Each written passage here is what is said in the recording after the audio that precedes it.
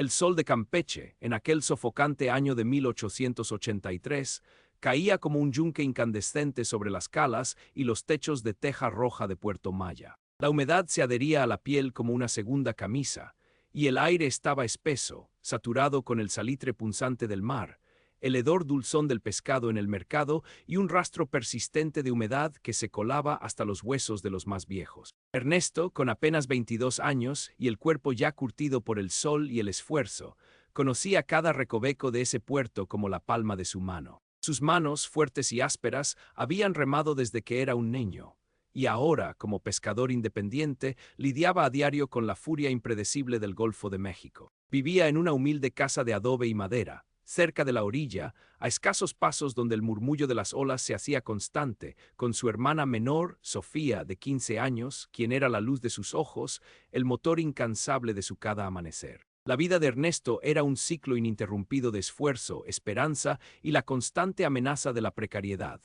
Antes del alba, el chirrido incesante de las gaviotas lo despertaba, mucho antes de que el primer rayo de sol asomara por el horizonte. Preparaba su atarraya, revisaba minuciosamente su pequeña embarcación, la Nereida, una vieja chalupa que era su único patrimonio, y se lanzaba al mar. Horas de soledad bajo el sol implacable o la amenaza de una tormenta repentina, lanzando redes, esperando con la paciencia que solo el mar enseña. Pensaba en Sofía, en su risa clara, en el vestido nuevo que le prometió si la pesca era buena.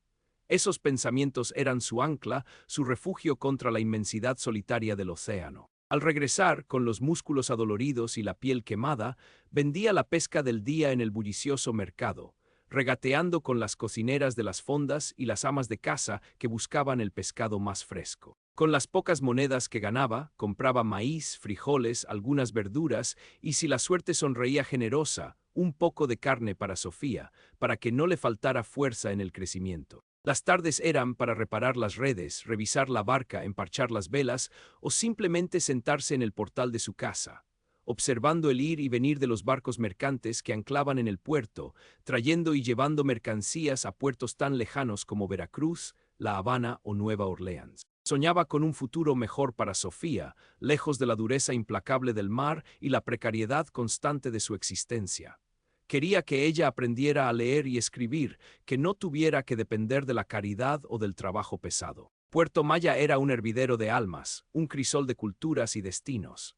Marineros de todas las latitudes desembarcaban con los bolsillos, por un breve tiempo, llenos después de meses en alta mar, buscando distracción, una comida caliente y la compañía efímera que ofrecían los tugurios del puerto. Muchos de ellos recalaban en la Sirena Ahogada, una fonda en la callejuela del embarcadero, famosa por su pulque fuerte, sus guisos sabrosos y su ambiente lúgubre, pero siempre concurrido. La dueña era Remedios Guzmán, una mujer de unos 50 años, viuda desde hacía tiempo, con fama de astuta, calculadora y de pocos amigos. Se decía que sus ojos, pequeños y penetrantes, veían más allá de lo que las palabras revelaban.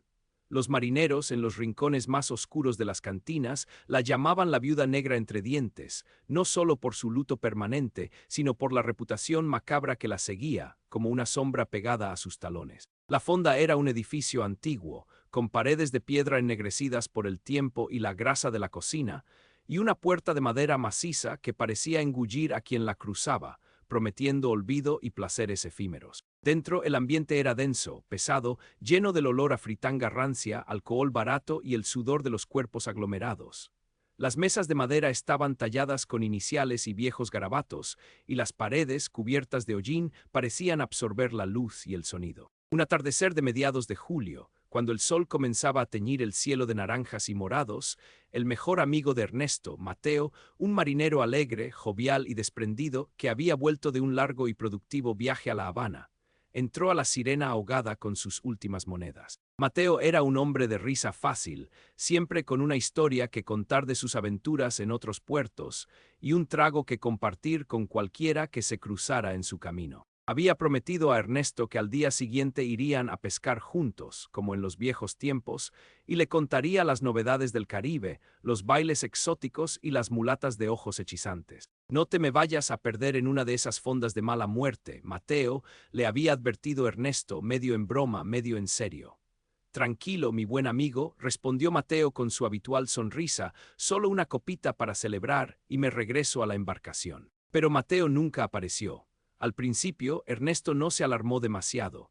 Mateo era un espíritu libre, propenso a las borracheras prolongadas o a embarcarse de improviso si surgía una buena oportunidad y la paga era tentadora. Sin embargo, pasaron los días y ni rastro del marinero. Su capitán, un viejo lobo de mar con cicatrices de 1000 batallas, le dijo que Mateo no había regresado a bordo y que nadie lo había visto. Se habrá ahogado en el fondo de una botella de mezcal o se habrá fugado con alguna fulana de puerto, sentenció con un encogimiento de hombros, como si la vida de un marinero fuera tan desechable como una red vieja. Pero Ernesto sabía, en lo más profundo de su ser, que Mateo no abandonaría un barco sin cobrar su parte, ni rompería una promesa, menos una hecha a un amigo. Algo no cuadraba, un escalofrío de presentimiento se apoderó de él. La preocupación de Ernesto se transformó en una inquietante certeza cuando, una semana después, escuchó susurros en el mercado. Otro marinero, un extranjero de piel morena y acento caribeño, también había desaparecido tras una noche en la Sirena ahogada. Y luego otro, un joven chaparrito y temeroso de Veracruz, que iba a visitar a su familia. Las desapariciones eran frecuentes en Puerto Maya. El mar se tragaba a muchos, las enfermedades tropicales se llevaban a otros y las riñas en las cantinas terminaban a veces en muerte. Pero estas desapariciones eran distintas. Eran hombres con dinero en los bolsillos, que habían sido vistos por última vez entrando a la fonda de Doña Remedios y que parecían disolverse en el aire una vez cruzaban su umbral. Ernesto empezó a sentir un nudo frío y pesado en el estómago. La gente, aunque murmuraba con temor, se encogía de hombros y prefería mirar hacia otro lado. Cosas de marineros, quién sabe. El mar los da y el mar los quita, decían, como si fuera una fatalidad inevitable. Pero Ernesto no creía en esas palabras. La figura de Doña Remedios Guzmán comenzó a cobrar una dimensión verdaderamente siniestra en su mente. Él la había visto siempre como una mujer dura, fría y calculadora, pero capaz de algo tan oscuro, tan inhumano, no podía ser. Pero los hechos, silenciosos y contundentes, se apilaban uno tras otro. La impotencia lo consumía como la sal corroe el metal. Intentó hablar con el capitán del puerto, un hombre orondo, de bigote ralo y ojos huidizos, cuya reputación de corrupto era bien conocida en todo el embarcadero. No hay pruebas, Ernesto. ¿Crees que puedo acusar a una mujer respetable por chismes de cantina? Los marineros van y vienen, y los problemas, mi buen amigo, se resuelven solos, sin que la autoridad meta las narices donde no la llaman. La indiferencia y la complicidad velada de las autoridades eran un muro inquebrantable que protegía a Remedios Guzmán. Ernesto sintió la fría certeza de que nadie buscaría a su amigo. Que la ley, en Puerto Maya, estaba sorda para los que no tenían poder o influencia, y ciega para los crímenes que no convenía ver. Fue entonces cuando la rabia y el dolor profundo por la pérdida de Mateo se convirtieron en una determinación gélida y despiadada. Ernesto no podía confiar en nadie más. Él mismo se encargaría de desentrañar el macabro misterio de la sirena ahogada y de encontrar a Mateo. O al menos de averiguar qué le había sucedido y, de ser necesario, de llevar su memoria a la justicia. Su venganza no sería impulsiva, no sería un arrebato ciego de ira. Sería calculada, metódica, silenciosa, como la marea que erosiona la roca. Una telaraña tejida en la oscuridad para atrapar a la araña que la habitaba. Ernesto cambió su rutina. En lugar de regresar directamente a casa después de vender su pesca, comenzó a deambular por los alrededores de la fonda. Se sentaba en la pulquería de enfrente, el faro apagado, fingiendo beber pulque aguado y charlar con los parroquianos, pero sus ojos estaban fijos, imperturbables, en la puerta de la sirena ahogada. Observó los horarios, las personas que entraban y salían, la frecuencia con la que Remedios Guzmán se asomaba a la puerta con esa mirada suya tan particular. Notó que Doña Remedios siempre cerraba la fonda más tarde que las demás, a veces bien entrada la madrugada, y que un par de hombres robustos y de pocas palabras, que parecían ser sus empleados de confianza, pero con la brutalidad de perros de presa, entraban y salían por la puerta trasera con una regularidad inquietante. También notó un detalle peculiar que con el tiempo le helaría la sangre. El olor que emanaba de la fonda no era solo a comida rancia, alcohol y sudor. Había un trasfondo metálico y dulzón, como a sangre vieja y algo más, algo putrefacto que la brisa marina y el aroma de las especias de la cocina no lograban enmascarar del todo. Era el olor de la muerte, disimulado pero presente. Se hizo amigo de un viejo zapatero, don Hilario, que tenía su puesto de remiendos al lado de la fonda. El hombre, casi ciego por los años y el trabajo minucioso, y con la lengua floja por la soledad y la costumbre, le contó historias que la gente callaba o se negaba a creer. Esa mujer, Ernesto, tiene más telarañas en el alma que la cueva de los murciélagos. Su padre, Dyson, fue un negrero de los de antes y su abuelo, un pirata del Caribe que saqueaba con impunidad. La sangre de víbora le corre por las venas, te lo digo yo que la he visto desde niña, y esa fonda. Esa fonda tiene sus propios secretos que nadie se atreve a desenterrar. Dicen que está construida sobre viejos túneles mayas y que hay un antiguo pozo ciego en sus entrañas. Don Hilario le habló de ruidos extraños que venían del sótano en las noches más profundas, de sombras que se movían por la parte trasera a horas intempestivas. Una vez, un marinero se emborrachó de más y juró haber visto a la misma muerte en ese lugar, con la guadaña al hombro. Desapareció al día siguiente, por supuesto, como si la tierra se lo hubiera tragado. Ernesto, con cada pedazo de información, sentía que un rompecabezas macabro y aterrador se armaba lentamente en su cabeza. Necesitaba ver el interior de la fonda más allá de la sala principal, las cocinas y las pocas habitaciones que daban a la calle. Una noche, bajo el manto de una luna nueva que apenas asomaba un hilo de plata entre las nubes cargadas de lluvia, decidió actuar. Esperó hasta que las luces de la fonda se apagaron, los últimos borrachos tambalearon por la calle y el último ruido cesó. Trepó por un muro lateral, resbaladizo por el moho y la humedad, hasta una ventana pequeña en la parte trasera, que parecía pertenecer a una bodega o despensa. La ventana estaba vieja y desvencijada, con vidrios empañados. Con sumo cuidado, forzó el pestillo oxidado con la punta de una de sus herramientas de pesca, un gancho fino y resistente. El chirrido fue mínimo, casi imperceptible en la profunda quietud de la noche. Entró. El olor era abrumador ahora, una mezcla nauseabunda y penetrante de humedad estancada, descomposición, el acre hedor de la cal y algo más, una dulzura metálica que reconocía como sangre seca. La bodega estaba llena de sacos vacíos, barriles de pulque viejo y cajas de madera apiladas. Pero lo que instantáneamente llamó su atención fue una trampilla en el suelo, oculta bajo una pila de leña que no parecía haber sido tocada en mucho tiempo. La trampilla, hecha de madera vieja y reforzada con tiras de hierro, tenía un candado pesado y oxidado. Ernesto sintió que su corazón martilleaba con una fuerza brutal en su pecho, un tambor sordo resonando en la oscuridad. Esto era lo que el viejo zapatero le había susurrado, la puerta al infierno. No pudo abrirla esa noche. El candado era demasiado resistente y el riesgo de ser descubierto demasiado alto. Pero la visión de esa trampilla y el rastro de lodo oscuro y pegajoso que se escurría por una de sus rendijas le confirmaron sus peores sospechas. Los marineros no se fugaban, no se ahogaban accidentalmente en el mar. Eran tragados por la tierra misma, por la entraña putrefacta de la fonda. Durante las semanas siguientes, Ernesto continuó su observación, pero con un propósito más oscuro y una determinación inquebrantable. Se las ingenió para volver a entrar en la fonda varias veces, siempre en las horas más profundas de la noche, moviéndose como una sombra, un fantasma silencioso en el laberinto de sus pasillos. En una de sus incursiones, guiado por la providencia o la desesperación, logró encontrar un juego de llaves olvidado en un cajón de la cocina, entre viejos trapos grasientos y cubiertos oxidados. Eran llaves antiguas, de hierro forjado, que parecían abrir todas las puertas del lugar, incluso el candado de la trampilla. Con una de ellas, temblándole las manos, abrió la puerta al abismo. Lo que encontró debajo fue un descenso al infierno. Un pasadizo estrecho y oscuro, excavado en la roca caliza, húmedo y resbaladizo por el musgo y el goteo constante. El aire era pesado, asfixiante, con un frío que no pertenecía al clima tropical de Campeche. El túnel, de una extensión sorprendente, terminaba en una cámara subterránea, cavernosa y de techo bajo, iluminada apenas por una rendija de luz lunar que se filtraba por alguna abertura desconocida en la parte alta de la roca. Allí la verdad se le reveló con una brutalidad que le heló la sangre, que le robó el aliento y le quemó la garganta.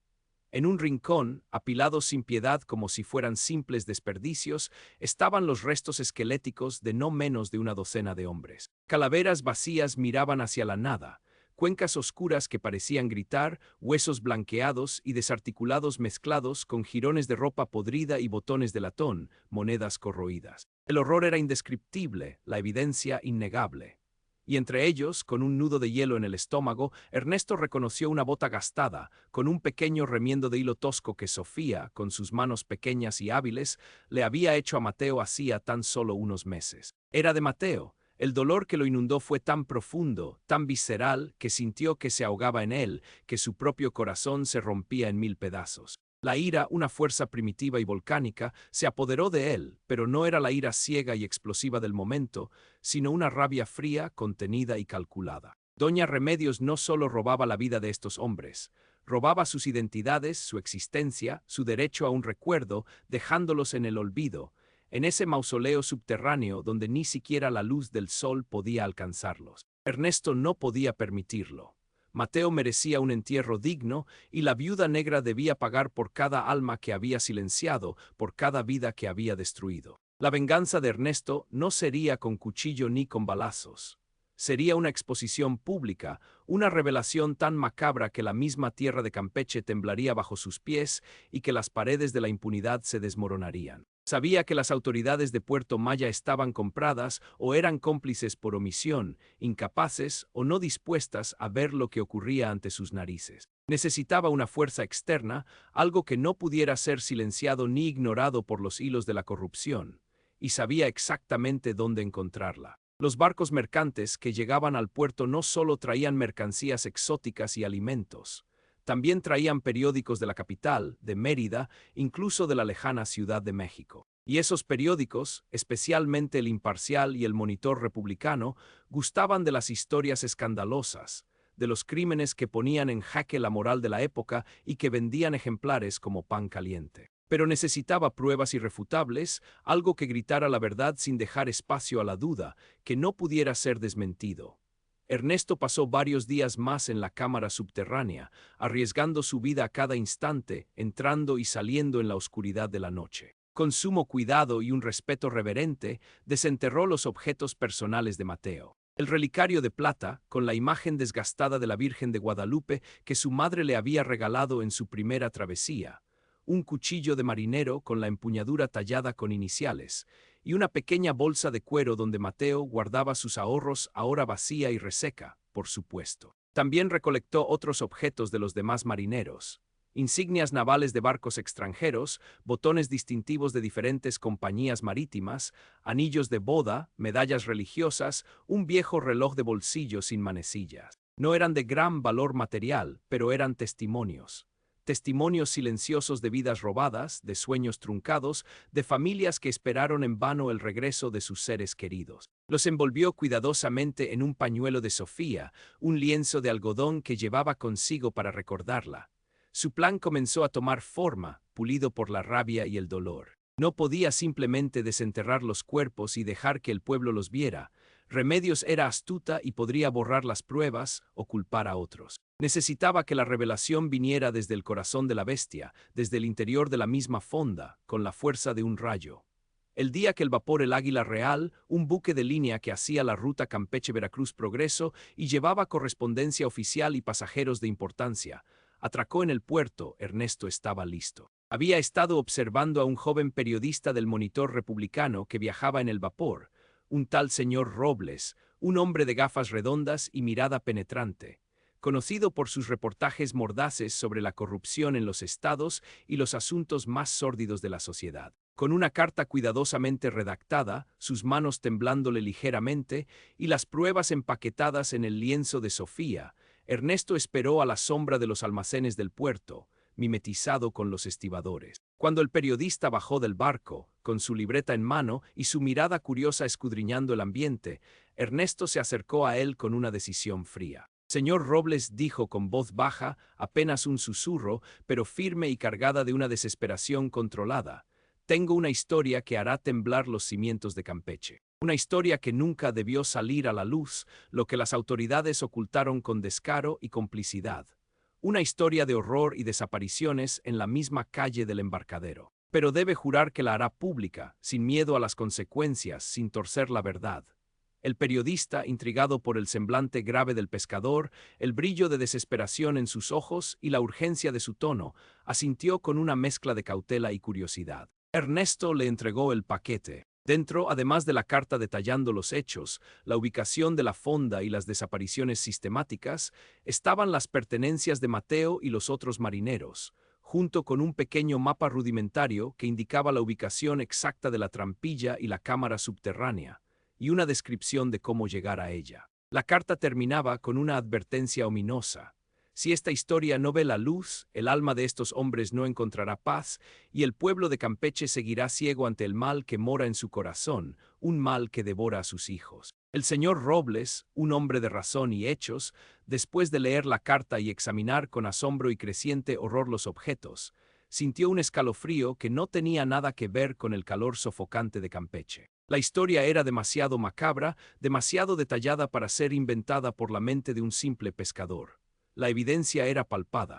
Apenas 2 días después, un despacho telegráfico urgente llegó desde la capital a la Capitanía de Puerto Maya, ordenando una investigación inmediata y exhaustiva en la fonda La Sirena Ahogada. No era una investigación local, de los corruptos de siempre, sino federal, enviada por el mismo gobernador, alertado por la resonancia que el escalofriante artículo de Robles, titulado El matadero de marineros en Puerto Maya, había tenido en la prensa capitalina y el posterior revuelo en la Ciudad de México. La noticia se esparció como un reguero de pólvora, encendiendo la ira y el espanto de la opinión pública. La mañana de la redada, una comitiva imponente de gendarmes federales y funcionarios de alto rango, no los corruptos de Puerto Maya, se presentó en la fonda. Doña Remedios, con su habitual semblante impasible y una falsa sonrisa que no llegaba a sus ojos, los recibió. «¿Pero qué es este alboroto, señores? Mi fonda es un lugar respetable, aquí solo se sirve comida y bebida a los cansados viajeros». Pero sus ojos, pequeños y penetrantes por primera vez en muchos años, delataban un atisbo de miedo, un temblor casi imperceptible en la comisura de sus labios. La sonrisa se desvaneció al ver la seriedad en los rostros de los agentes. La búsqueda fue exhaustiva, metódica. Guiados por las indicaciones precisas del mapa de Ernesto y la descripción del artículo, encontraron la trampilla oculta bajo la pila de leña. El gendarme principal ordenó abrirla. El hedor que subió del pozo era insoportable, una nube densa y putrefacta que se esparció por el aire, tan intensa que algunos gendarmes retrocedieron, náuseas en la garganta, cubriéndose la nariz con pañuelos. Al descender con antorchas, la verdad se reveló en toda su horrenda magnitud. Los restos esqueléticos de los marineros, los huesos blanqueados, los jirones de ropa, los pequeños tesoros robados y olvidados. Todo estaba allí, un testimonio mudo y escalofriante del horror que Remedios Guzmán había perpetrado durante años. La escena era el infierno en la tierra. El descubrimiento fue un terremoto en Puerto Maya, sacudiendo a la comunidad hasta sus cimientos. La gente se agolpaba en las calles aledañas a la fonda, gritando, llorando, algunos con rabia incontrolable, otros con puro pavor ante la maldad desenterrada. La Sirena Ahogada, antes un lugar de bullicio y vicio tolerado, se convirtió en un monumento al espanto, un pozo de la infamia. Doña Remedios Guzmán fue arrastrada fuera de su fonda. Su rostro ahora descompuesto por el terror más puro, sus ojos pequeños y penetrantes, ahora dilatados por el pánico, perdidos en la mirada furibunda de la multitud. La gente, enfurecida y repugnada más allá de lo concebible, intentó lincharla, clamando por su sangre, pero los gendarmes lograron protegerla a duras penas, abriéndose paso entre la turba enloquecida. Las voces de los marineros, silenciadas durante años, ahora gritaban a través del macabro hallazgo, clamando justicia. La viuda negra, aquella mujer astuta, calculadora y poderosa en su pequeño reino de muerte, fue expuesta, humillada, su imperio de sangre y huesos finalmente derribado. Se descubrió que su modus operandi era tan simple como brutal y eficaz. Los marineros, emborrachados con pulque adulterado con narcóticos potentes, caían inconscientes. Eran despojados de sus bienes y luego asesinados, a menudo con un golpe certero en la cabeza, sin dejar rastro de lucha. Sus cuerpos, aún tibios, eran arrojados por la trampilla a la cámara subterránea que tenía una salida oculta a una cala rocosa, donde, en noches de marea alta y oscuridad, algunos restos eran arrastrados al mar profundo, dejando la cámara limpia para nuevas víctimas. Los hombres robustos que trabajaban para ella eran cómplices, igualmente brutales y sin escrúpulos, la mano ejecutora de sus crímenes. La fonda era un matadero disfrazado de posada. Doña Remedios fue juzgada y condenada con un juicio que captó la atención de toda la nación. La historia, el infierno bajo la fonda. Lo que Campeche ocultaba se publicó en primera plana en los periódicos de todo el país, conmocionando a la sociedad mexicana hasta sus cimientos. Fue un escándalo mayúsculo que avergonzó a las autoridades de Campeche y llevó a la destitución de varios funcionarios corruptos, incluido el capitán del puerto y el alcalde. La viuda negra, lejos de la horca por la que clamaba el pueblo, terminó sus días en la prisión de San Juan de Ulúa, en Veracruz, un infame fortín donde la locura y la desesperación eran la única compañía de los reos. Se decía que sus gritos, en las noches de tormenta, eran los ecos de las almas que había arrebatado, persiguiéndola hasta el último de sus días, hasta que finalmente el silencio de la tumba se la llevó. Ernesto, el pescador, nunca buscó reconocimiento ni fama. Después de la exhumación de los restos y el digno entierro de Mateo y los otros marineros en el pequeño cementerio del pueblo, supo que había cumplido su promesa a su amigo y a la memoria de los desaparecidos. La justicia, aunque lenta y tortuosa, había llegado. Pero la oscuridad de lo que había visto, de lo que había desenterrado, dejó una marca indeleble en su alma, una sombra que nunca lo abandonaría. Su mirada se volvió más profunda, más sombría, y una melancolía perpetua se asentó en sus ojos.